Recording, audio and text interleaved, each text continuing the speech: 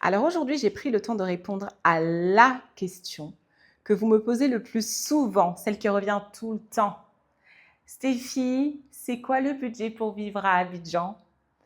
Donc à cause de vous, je me suis posée. J'ai décortiqué toutes mes dépenses. J'ai demandé autour de moi, à mes amis, à mes proches. Et je vais répondre enfin à cette question de façon la plus claire possible. Et croyez-moi, je suis certaine que la réponse risque de vous surprendre. Hello à tous, bienvenue dans le 7e épisode de My Ivorian Dream.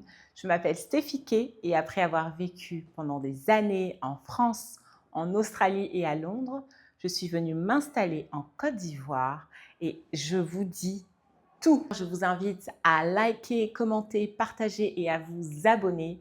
Je vous remercie d'ailleurs parce qu'on a dépassé, ça y est, la barre des 1000 abonnés sur cette chaîne qui est plutôt assez jeune. Vous êtes toujours hyper enthousiastes sous les commentaires, dans les likes. Donc vraiment, merci, merci mille fois pour votre soutien. J'essaye de faire de mon mieux pour délivrer de la valeur et pouvoir vous apporter de plus en plus de contenu. Donc n'hésitez pas à me dire s'il y a des sujets que vous voulez que je traite.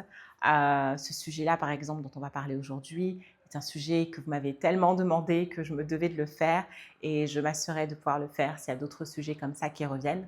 Donc vraiment, on est entre nous, la communauté s'agrandit. Cette chaîne est d'ailleurs désormais fait partie du YouTube Partner Program. Et tout ça, c'est grâce à vous, les gars. Donc franchement, merci, merci beaucoup, mes stars. Vous êtes les meilleurs. Alors effectivement, aujourd'hui, on va parler d'argent, de money, de la moula, le wari, le jet. On va parler de ça aujourd'hui. Le sujet des budgets, de l'argent, de dépenses à Abidjan, ça revient tout le temps. Vous me posez tout le temps cette question, que ce soit dans les commentaires, dans mes DM. I'm like, okay, I think I need to answer these guys. Finally, il faut que je me pose. J'avais pas envie de donner des réponses comme ça furtives. Donc, j'ai vraiment pris le temps de regarder vraiment toutes les dépenses, les postes de dépenses les plus importants, de me renseigner aussi, de regarder autour de moi, de regarder un petit peu les dépenses des autres familles. Après, je dois quand même faire un disclaimer assez important, c'est que tous les prix, tous les coûts que je vais vous donner là ne sont absolument pas le reflet de ce que les Ivoiriens issus de la classe moyenne ici peuvent se permettre. Qu'on soit d'accord, cette vidéo-là, les informations que je vais donner, ça concerne des personnes qui ont l'habitude de compter en euros, de compter en dollars et qui ont la chance de pouvoir avoir accès à un certain lifestyle. Mais malheureusement, l'Ivoirien moyen ici, qui a son travail, etc., il est très loin de pouvoir se permettre les choses que nous pouvons nous permettre. Qu'on soit bien d'accord à ce sujet-là. Je le rappelle, le SMIC dans ce pays est à 75 000 francs CFA par mois. Quelqu'un qui a un travail de bureau peut gagner 200 000, 300 000, voire 400 000 francs par mois. Donc, on est très loin de ce que moi, je vais vous donner comme tranche de prix par rapport aux charges, parce que vous avez la chance de pouvoir avoir un niveau de vie qui est beaucoup plus élevé que la plupart des Ivoiriens ici. Et franchement, ça me tient à cœur de poser ce contexte-là, parce que je trouve qu'en fait, on marche sur la tête. Quand vous allez voir en fait les prix, les budgets que je vais vous donner versus ce que peut gagner un Ivoirien moyen qui travaille ici, sans parler même des classes qui sont même en dessous de la moyenne, ça c'est complètement déraisonnable. Enfin, c'est anyways, mais on marche sur la tête, d'accord? Qu'on se le dise, on marche sur la tête. La plupart des Ivoiriens qui vivent ici ne vont pas du tout se retrouver dans les prix que je vais vous donner. Et ça, je veux que ce soit très, très clair. Voilà. Et puis quand même, deuxième disclaimer qui est tout aussi important, c'est de dire que, tous les chiffres que je vais donner, ça reste des chiffres qui sont indicatifs et que bien évidemment, tout dépend, et je vous le dis à chaque fois quand vous me posez la question, tout dépend de votre lifestyle. Ma vie est différente de la tienne. La façon dont je vis au quotidien, là où je vis, ce que je mange, là où je fais mes sorties, là où je fais mes courses, mes habitudes. Ça peut passer du simple au triple. Donc, il ne faut absolument pas prendre tous les chiffres à la lettre. Et c'est pour ça que je vais même donner des fourchettes, parce que je ne peux absolument pas me permettre de vous donner des chiffres exacts et précis, parce qu'il y a autant de budget qu'il y a de personnes, de personnalités et de lifestyle. Tout dépend de vous à la fin de la journée. Vous pouvez vous retrouver à dépenser beaucoup moins si vous êtes quelqu'un d'assez raisonné dans vos dépenses et voilà, vous faites plutôt attention. Vous pouvez vous retrouver à beaucoup plus. Mais ça, c'est un autre sujet. Alors maintenant, rentrons dans le vif du sujet. On va commencer avec le loyer qui est bien évidemment la plupart du temps le poste de dépense le plus important. Pour le loyer, j'ai déjà fait une vidéo où je donne des précisions exactes sur comment j'ai trouvé mon appartement, toutes les astuces pour ne pas vous faire avoir ici dans ce pays, des astuces pépites où je parle vraiment de trouver son appartement à Abidjan, tout, les zones qu'il faut cibler, etc. Donc là, franchement, je ne vais pas rentrer dans les détails, mais les zones assez prisées vont être les zones de Cocody, Plateau, zone 4. La plupart des repas de la diaspora, on est beaucoup dans la zone de Cocody. Et je disais que pour, allez, on va dire à partir de 2 chambres salon, voire 3 chambres au salon, il faut compter un minimum de 400 000 francs CFA. Et après, ça peut aller jusqu'à, oh là là, mais on va dire entre 400 000 et 1 million. Ça dépend bien évidemment du nombre de chambres, ça dépend de la zone précise, parce que Cocody, c'est très grand. Et ça dépend si vous avez une villa, si vous êtes en appartement, enfin, voilà. Grosso modo, entre 400 000 et 1 million. Moi, c'est ce que je vois autour de moi, sachant que vous pouvez vous retrouver avec un loyer beaucoup moins cher. Si vous vous éloignez un peu plus, toujours dans Cocody, mais que vous allez plutôt du côté de Angré, vous pouvez trouver des loyers autour de 100, 150, 200 000. C'est possible aussi. Mais là, vous vous éloignez du centre. Et ça, c'est un point important parce que si vous éloignez du centre, peut-être théoriquement, si vous travaillez dans le centre, vous êtes en train de vous éloigner du coup de votre lieu de travail. Qui dit ça, dit aussi peut-être des dépenses en transport plus élevées. Donc après, tout dépend. Mais si je dois donner une fourchette pour les personnes qui sont dans les zones de Cocody, autour de Riviera 3, 4, ces zones-là, machin, hein, on est autour de 400 000 à 1 million. Si vous donnez entre guillemets cette fourchette-là, vous serez plus ou moins confortable. OK ? Donc ça, c'est la première chose. Ensuite, deuxième poste de dépense, bien évidemment, hyper important, la nourriture. Parce que bon, ça aussi, franchement, ça m'a quand même beaucoup surpris. Mais ça, vraiment, c'est là où on voit qui est qui. Parce que là, on peut passer du simple au triple, concrètement. La fourchette pour la nourriture, je dirais qu'elle peut aller de 100 000 à 250 000, voire si vous avez des enfants, que vous achetez beaucoup de produits importés, etc., ça peut aller à 300 000 et plus. Mais je dirais, si on agit de façon raisonnée, entre 100 000 et 200 000. Ça peut monter à 250 000, 300 000. Mais si on garde entre 100 000 et 200 000, ça va dépendre. Est-ce que vous faites vos courses au marché la plupart du temps? Est-ce que vous les faites au supermarché? Précision importante, ça ne tient pas compte de toutes les livraisons Glovo que vous pouvez faire avec les commandes, c'est l'équivalent de Uber Eats. Ça ne tient pas compte de ça et ça ne tient pas compte des restaurants et tout. Là, je parle vraiment purement et simplement des courses de la maison pour cuisiner à la maison. Si vous vous nourrissez de façon locale avec les fruits et légumes du marché et que vraiment la majeure partie des courses que vous faites se fait au niveau du marché, vous pouvez vous en sortir avec votre budget autour de 100 000, 150 000 francs par mois. Easy. Donc, la plupart des choses, vous prenez ça au marché, ce que je vous conseille. Et puis, les petites choses voilà, que vous ne trouvez pas au marché, vous allez prendre ça au supermarché. Mais si vous vous amusez à dire que, oh, moi, je veux tout acheter au supermarché, de la façon dont vous allez lire le... No, no, no, don't do that. Don't do that. De répéter encore, don't do that. Les prix des yaourts qui coûtent 3 fois le prix de ce que tu vas pouvoir payer en France. 7 euros, 8 euros, et j'en passe, des impôts. C'est... Donc, pour garder cette ce point-là simple. Essayez de plus possible de faire vos courses au marché ou la personne qui va s'occuper de ça. Moi, je sais que c'est la ménagère, la nounou qui fait les courses au marché, etc. Elle les fait aussi au supermarché pour les ingrédients qu'elle sait qu'on a l'habitude de prendre, qu'on a validés.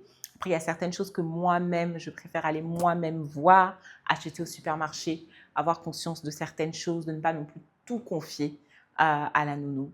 Mais voilà, un mix des deux en essayant de privilégier au maximum les produits locaux et ce qui vient du marché, c'est ce qui va vous sauver. Si vous voulez vous amuser à manger les mêmes yaourts, les mêmes pâtes, les mêmes crèmes fraîches, les mêmes lardons, les mêmes qu'en France là-bas, si vous voulez manger exactement la même chose que là-bas, les céréales pour les enfants, les choses, ça risque de monter jusqu'à 300 000 et plus. Vous n'allez même pas croire de vos yeux. C'est là où on peut passer de quelqu'un, d'une famille qui est autour de 150 000 à une famille qui a 350 000. Clairement, ça va simplement dépendre de la façon dont vous mangez, ce que vous consommez et d'où est-ce que vous faites vos courses. Moi, je sais qu'il y a un endroit que j'aime bien pour faire les courses, pour acheter les choses en gros. J'aime bien cet endroit-là. C'est moins cher du coup que le supermarché et ça permet voilà, de minimiser les coûts. Ça va être des endroits comme Socoprix, c'est un peu comme je dirais, je pense le métro en France qui fait ça où tu peux acheter les choses en gros. Donc quand tu vas, bah voilà, je sais pas moi, ton liquide vaisselle, bah, tu vas peut-être prendre 3 pots de liquide vaisselle, mais ça va te revenir à, je sais pas moi, 250 francs. Et je dis des prix théoriques là parce que j'ai plus les prix en tête. Peut-être que ça va te revenir à 250 francs le bidon de liquide vaisselle au lieu de si tu l'achetais à l'unité, ça te reviendrait à 500-600 francs. Voilà, un exemple tout bête. Mais sinon, vraiment, la règle d'or, c'est de maximiser les courses au marché et d'essayer vraiment de limiter tout ce qu'on achète au supermarché parce que ce sont des produits importés et ça fait flamber les prix littéralement. Voilà. Et franchement, le sujet du budget est tellement important et est tellement récurrent, c'est tellement revenu sur cette chaîne et vous m'en parlez tellement souvent que je n'ai pas pu m'empêcher de créer un outil qui permet de gérer ses finances. Vous savez, maintenant avec l'IA, on peut faire des choses fantastiques sans grande connaissance technique. Et donc, j'ai créé un outil qui permet de gérer vos finances. Donc, une fois que vous avez l'argent entre les mains, une fois que l'argent tombe sur votre compte, où est-ce qu'il est réparti en fonction de vos charges, de toutes vos dépenses, de vos dettes, etc., des prêts que vous avez, etc. Comment est-ce que vous gérez votre argent, quelle est la santé financière que vous avez, quels sont les conseils financiers qu'on peut vous donner, parce qu'il y a vraiment des conseils de base qui peuvent vous permettre de mieux gérer vos finances. Et étant quelqu'un voilà, qui suis hyper intéressée par tous ces sujets-là, j'ai créé cet outil-là. Donc, n'hésitez pas à me dire si vous êtes intéressé, que ça peut vous permettre voilà, de budgétiser vos dépenses, budgétiser votre installation ici, de voir un petit peu comment vous vous en sortez. Dites-le moi en commentaire, je vous envoie le lien pour que vous puissiez être parmi les premières personnes à tester cet outil de façon exclusive. On va le lancer en bêta dans un premier temps, c'est-à-dire que c'est complètement gratuit, accessible à tout le monde, histoire de recueillir un maximum de feedback. Puis ensuite, je pense qu'on passera sur un format un peu plus freemium où il y aura toujours l'aspect gratuit pour tous les outils de base et peut-être des fonctionnalités un peu plus avancées pour des fonctionnalités qui seront plus premium, on va dire. Ok ? Mais quoi qu'il en soit, si vous êtes intéressé, dites-le moi en commentaire et je vous envoie tout ça. Voilà, ça c'était la petite parenthèse. Maintenant, troisième poste de dépense, et franchement c'est celui qui est le plus incroyable. Franchement, je n'y ai pas cru, mes yeux, mes oreilles, tout. C'est celui qui m'a le plus choqué, c'est le coût de l'électricité en Côte d'Ivoire. Oui. La CIE, non, vous êtes fort. Extrêmement fort. Waouh. Alors, l'électricité, on est entre, on va dire, 90 000 par mois jusqu'à, on va dire, 150 000 par mois. Là, je donne des prix mensuels. Entre 90 000 et 150 000. Alors, ce qu'il faut savoir, c'est qu'il y a deux façons de fonctionner par rapport à son électricité et à la façon dont on paye ses factures auprès de la CIE. Il y a le prépayé et le post-payé. Le post-payé, c'est le plus courant généralement, c'est les factures. Donc tu as du coup ton compteur, tu consommes ton électricité et tous les 2 mois, tu reçois une facture chez toi de la CIE et tu les payes. voilà, soit par virement, etc., etc.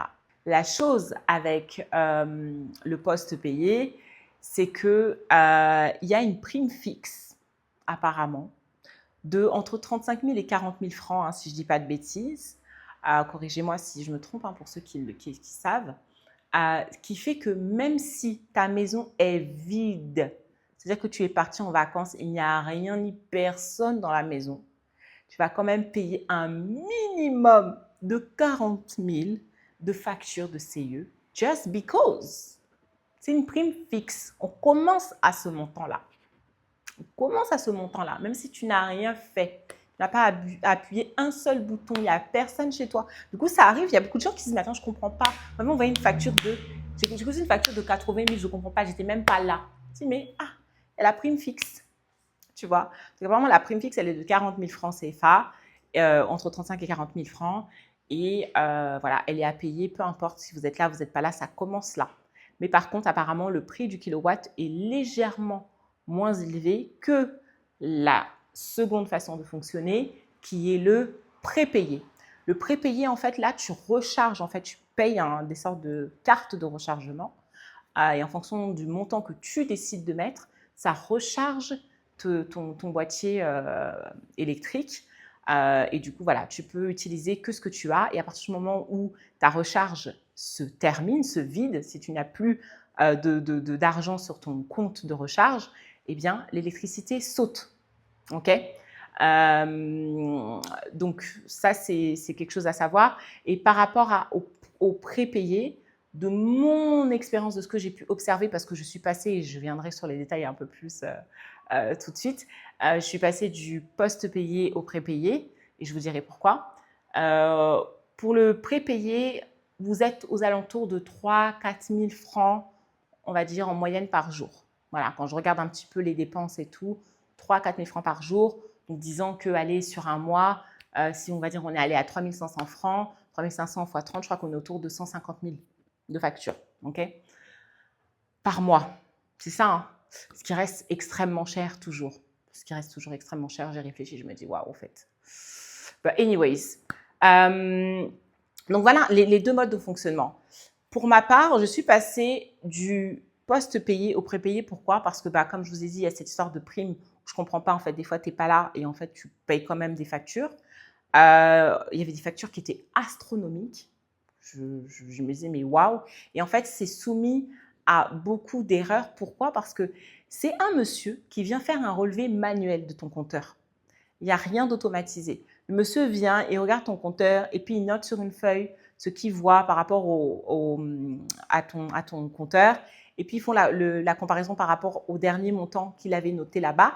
Et puis, c'est cette différence-là qui fait que, on dit que bon, la personne a consommé tant, voici la facture. Mais si le monsieur s'est levé du pied gauche, si le monsieur n'a pas bien vu, s'il a éternué au moment où il relevait ta facture, si sa go l'a appelé, il est fâché, si lui-même, il a décidé que là, aujourd'hui, il veut faire du mal à quelqu'un, il note le chiffre qu'il veut en fait. Il note le chiffre qu'il veut. Et moi, ça m'est arrivé de recevoir des factures papier avec un montant. Je vais sur l'application, parce qu'il y a une application CIE où vous pouvez suivre votre consommation. Et moi, j'étais dépassée. J'ai dit, mais attendez, il faut que je vois de plus près. Il faut que je comprenne bien cette histoire. Tu regardes ta facture sur ton application, le même mois, la même période. Ce ne sont pas les mêmes montants. C'est vous-même CIE qui faites les factures. Explique-moi comment, pour la même période, exactement les mêmes dates, je peux passer d'un montant à l'autre. Vous-même vos factures, en fait. Donc, j'ai tellement pas confiance à la façon dont ils font leurs factures. J'ai dit, bon, au vu du montant et au vu vraiment de ce manque de professionnalisme sur la façon dont c'est fait, c'est mieux, je vais prendre mes cartes de recharge, je charge mon électricité, j'arrive un petit peu à jauger combien je consomme et puis voilà, essayer de faire attention à ne pas run out. Sinon, l'électricité coupe et puis il faut recharger, et puis il faut descendre, il faut toujours qu'il y ait quelqu'un sur place parce qu'il faut rentrer un code en fait sur le compteur. Donc, c'est toujours un petit peu de technique, mais au moins, on est tranquille et on arrive à mieux suivre notre consommation. Et le jour où il n'y a personne dans la maison, il n'y a personne dans la maison. Il n'y a pas à faire de payer une prime fixe ou quoi aux caisses en fait. Voilà, period. Donc, voilà concernant l'électricité, ce que je peux vous dire, c'est vraiment faites attention à ça. La CIE coûte cher Et le pire dans tout ça, parce qu'en fait, bon, on dénonce un petit peu aussi, on en profite, c'est que le service n'est vraiment pas à niveau. Tu peux te retrouver pendant des heures, ça nous arrive d'être pendant 48 heures sans électricité, à devoir aller dormir et avoir la chance de pouvoir le faire, mais dormir à l'hôtel. Parce qu'en fait, tu n'as absolument pas de clim, tu n'as pas de ventilateur et tu es sous une chaleur qui est atroce, en fait, tu vois. Et ouais, ils coupent quand ils veulent, ils remettent quand ils veulent. C'est vraiment leur électricité. Voilà. Mais pour les prix qu'on paye, bah, tu t'attendrais quand même à un service mieux que celui-ci, quoi. Donc ça, c'est vraiment un des points qui est... But anyways, voilà un petit peu ce que je peux dire déjà par rapport à l'électricité. Alors maintenant, on va parler de l'eau. Ça, je dirais que c'est vraiment la bonne surprise. Je ne m'y attendais absolument pas. On est à une fourchette mensuelle, on va dire, elle est entre 5 000 et je dirais 10 000 francs. Sachant que c'est comme la CIE, c'est tous les 2 mois qu'on reçoit les factures. Et moi, je pense que je n'ai jamais payé plus de 15 000 francs. Genre, ça devait être, ouais, peut-être 12 500, je pense le maximum, pour 2 mois d'eau. Sachant que j'ai une machine à laver, enfin, j'ai bonbonne d'eau et tout. Enfin, franchement, l'eau, enfin, voilà, on en consomme normalement. Et franchement, les factures ne dépassent pas, ma facture n'a jamais dépassé 15 000 francs pour 2 mois d'utilisation. Donc, c'est vous dire à quel point, franchement, c'est hyper accessible. And praise the Lord par rapport à ça. Donc, voilà, pas grand-chose à dire sur ça. Franchement, Sodeci, bien par rapport aux factures. Par contre, oui, coupure d'eau aussi, mais bon, ça, c'est un autre sujet. Mais je trouve qu'il y a quand même moins de coupures d'eau que d'électricité. Et ça aussi, encore une fois, toutes les zones ne sont pas égales face aux coupures, au délestage, etc. Enfin voilà, ça dépend de la zone où tu habites. J'ai de la chance d'être dans une zone où franchement, c'est pas très courant. Mais ça existe tout de même, voilà. Mais sinon, l'eau, franchement, au niveau des factures, du coup, franchement, c'est nickel. Voilà. Autre charge à prendre en compte, c'est Internet. Internet que vous allez payer tous les mois. Alors moi, personnellement, j'ai la box Orange avec la Wi-Fi à la maison. Il y a plusieurs plans. J'ai choisi celui à 25 000 francs CFA. Donc, ce n'est pas le moins cher, mais on est loin d'être pour le plus cher. Je crois que ça peut aller jusqu'à 60 000 francs CFA, quelque chose comme ça, si je ne me trompe pas. Mais en tout cas, franchement, celui à 25 000 francs, ce que je vous conseille de prendre, de budgétiser du moins, c'est pas... c'est Orange. Donc, en fait, eux aussi, ils coupent quand ils veulent. Ça marche quand ça veut. Voilà. La plupart du temps, on va dire que ça marche. Mais il y a des fois aussi où ça ne marche pas. Tu peux te retrouver à la maison sans Internet pendant plusieurs jours. Ça m'est arrivé. Tu t'appelles. Ils te disent que on est en train de travailler sur la situation. Enfin, vous connaissez déjà comment ça se passe. Voilà. Vous connaissez comment ça se passe. Disons que ça fait le taf pour ce que ça doit faire. On va dire que ça fait le taf quand ça marche. Et budget autour de 25 000 francs par mois. OK. Après, au-delà de la Wi-Fi à la maison, vous avez aussi les recharges de data sur votre téléphone. Et ça, c'est aussi quelque chose qui est nouveau, auquel vous allez devoir vous faire, parce que généralement en France, ou si vous êtes au UK ou like US, bah, vous payez vos factures mensuelles et puis voilà, vous n'avez pas vraiment à penser à recharger, c'est quelque chose d'assez automatique. Ici, pour la plupart du temps, bah, vous allez acheter des passes, ce qu'on appelle des passes. Moi, je sais que voilà, je suis Orange. Hein, cette vidéo n'est absolument pas sponsorisée par Orange, mais d'ailleurs, Orange, si vous voulez sponsoriser aussi, allez-y en fait, allez-y. But anyways, au niveau des passes de recharge Internet, ça, il faut y penser. Ce qui est bien, notamment avec Orange, c'est que tous les mardis, il y a 200% de bonus. C'est-à-dire que si tu payes un pass à 1000 francs et que disons qu'avec les 1000 francs, tu avais 1 giga, c'est un exemple, et bah, tu vas avoir 200%. Donc, tu auras 3 gigas au lieu de 1 giga pour le prix de 1000 francs. Voilà. Donc, ça, c'est une des choses que j'aime bien par rapport à ça.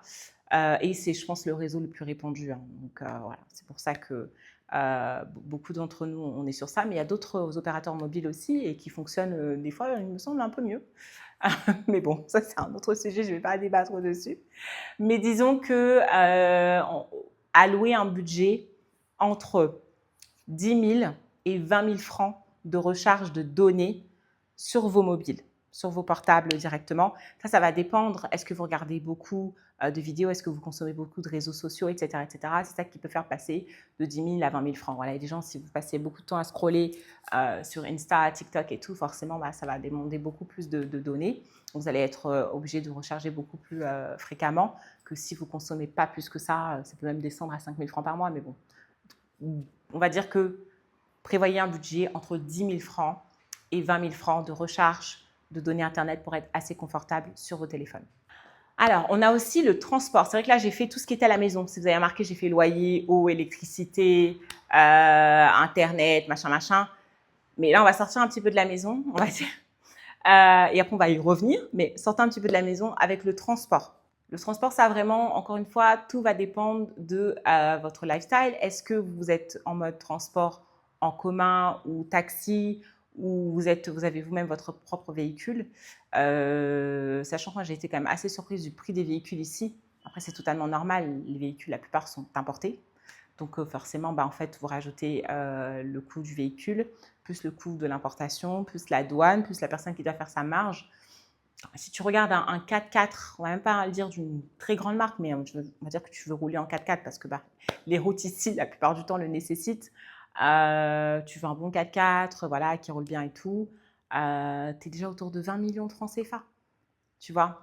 Et ça peut être pour une marque chinoise, mais un truc neuf. Après, si tu veux de l'occasion, ça a tes risques et périls aussi. Parce que sur le marché de l'occasion, ça, c'est un autre délire pour acheter des voitures d'occasion. Il faut faire attention à ne pas se faire avoir. Est-ce que la voiture, machin, machin.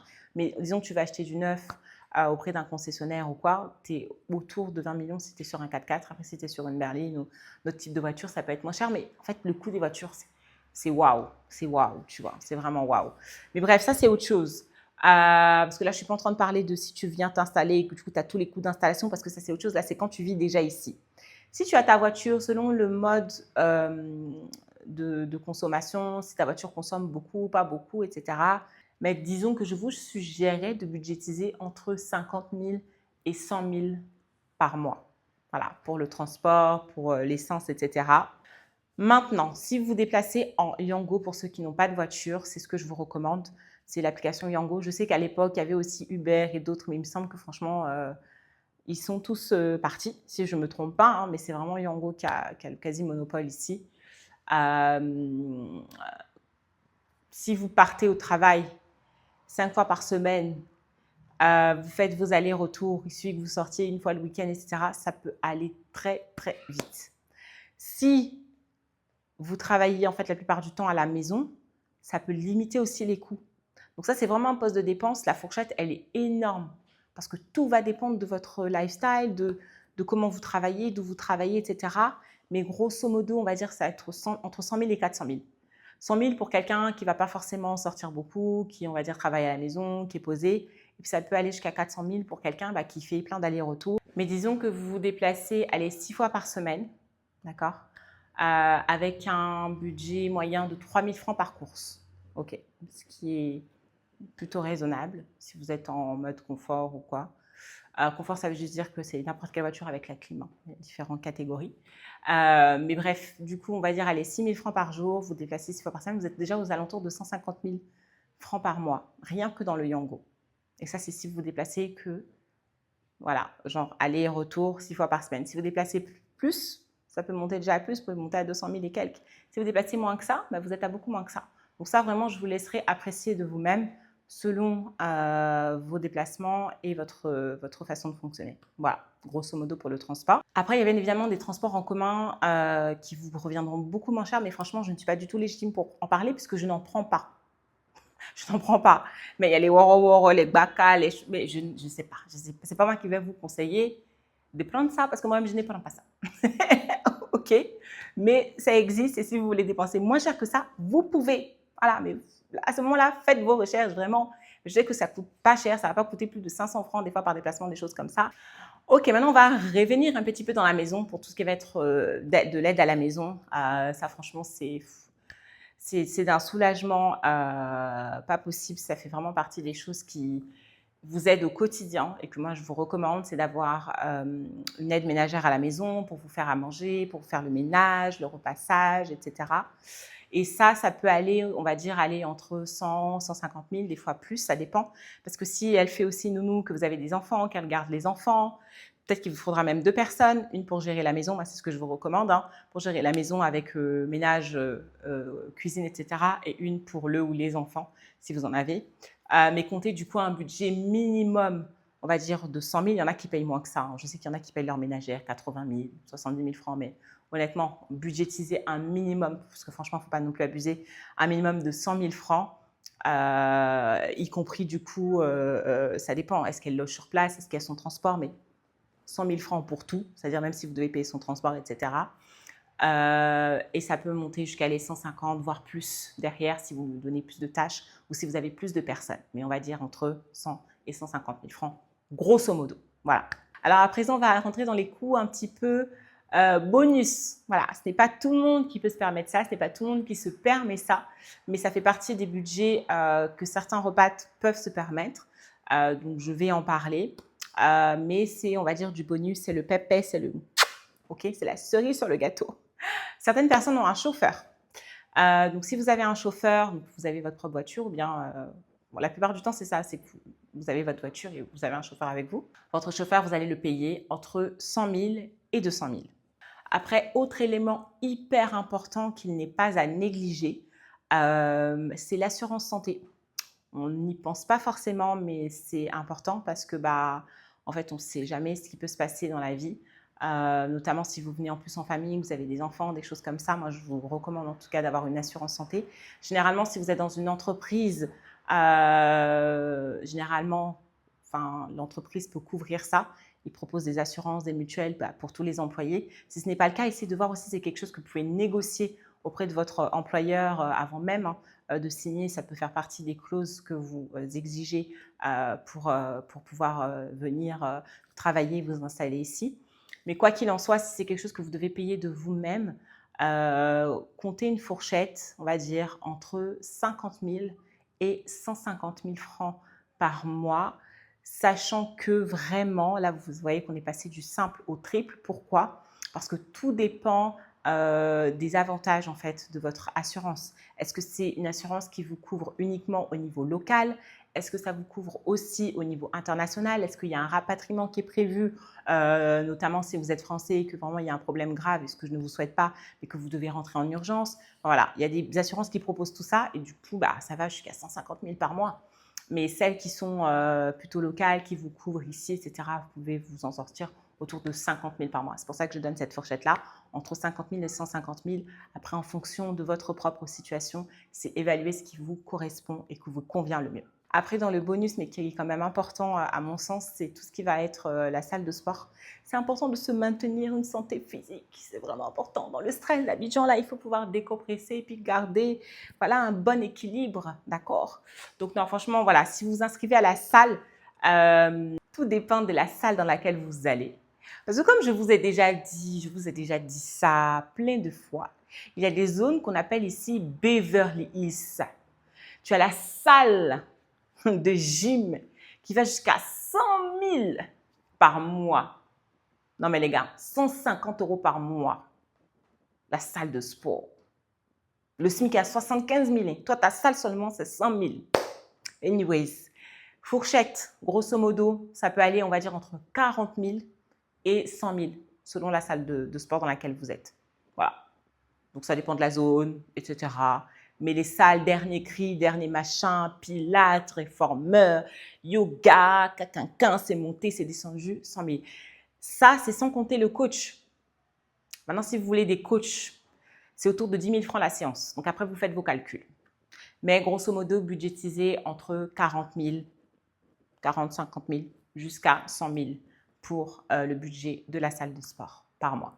Et puis enfin, un élément important pour les parents qui ont des enfants scolarisés, l'école. Le coût de l'école ici, ce n'est absolument pas à négliger. C'est un poste de dépense qui est hyper important, mais qui va bien évidemment dépendre de l'âge de l'enfant. Est-ce que c'est la crèche, la maternelle, l'école primaire, le collège, le lycée, etc.